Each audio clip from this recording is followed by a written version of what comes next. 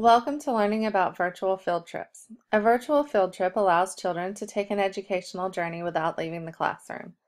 The advantage is that students can actively explore faraway lands, dangerous places, and ancient times in a budget-friendly field trip, allowing for deeper investigation. Virtual field trips support visual learners, and students can focus longer on particular interests instead of moving on with the group. There are several ways to make a virtual field trip, beginning with online tours offered by many museum websites. Let's take a look at a virtual tour provided by the Smithsonian. This virtual tour is very interactive and students can go through the entire museum, including past exhibits. You have a 360-degree view and you can zoom into everything. You click the arrows to go to different displays. Here's the zoom feature.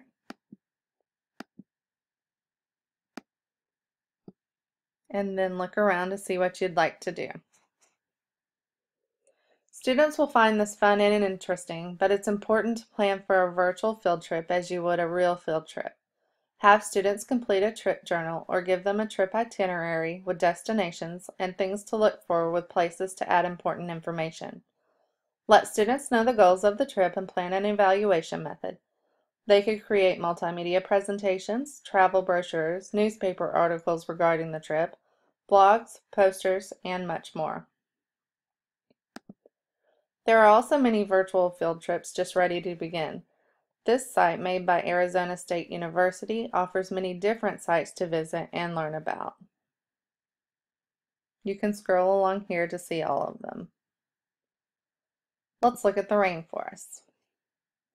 You can watch a tutorial about how to use this, and you can view an introduction, or you can just get right to the information.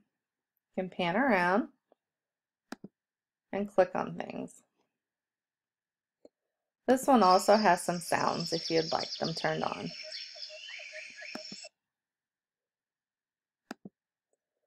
There are also virtual field trips via video, like this one to Ellis Island by Scholastic. A host is on the island walking you through the tour. And let's just listen for a quick minute.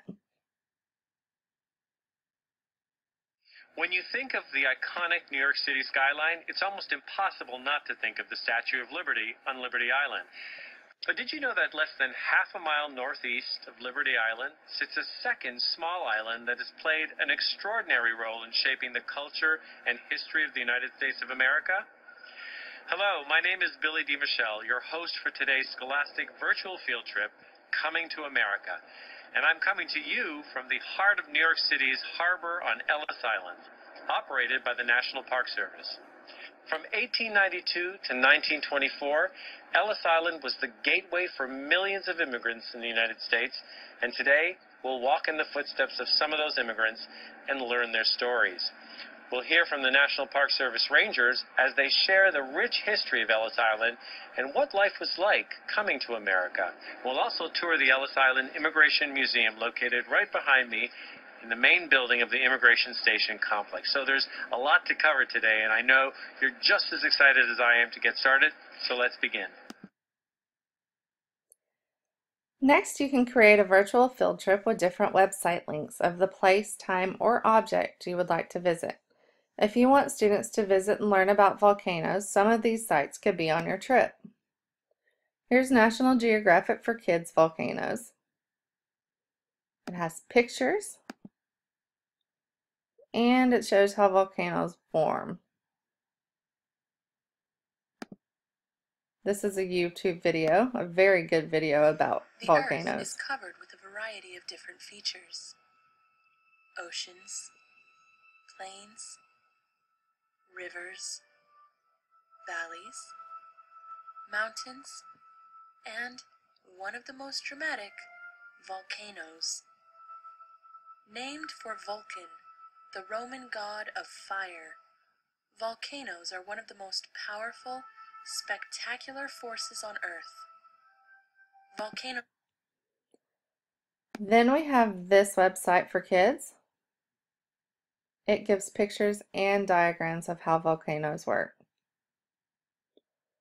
Finally, you can create a virtual field trip from pictures and information from your last trip. Place your images, pictures, video, information, and more on your blog or on a website. Here's a blog about traveling teachers.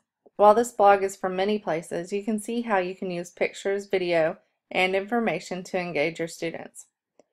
However you choose to use virtual field trips, remember students still need directions and goals. Also, take the virtual field trip before implementing it in your classroom to determine if it's engaging and that your objectives can be accomplished.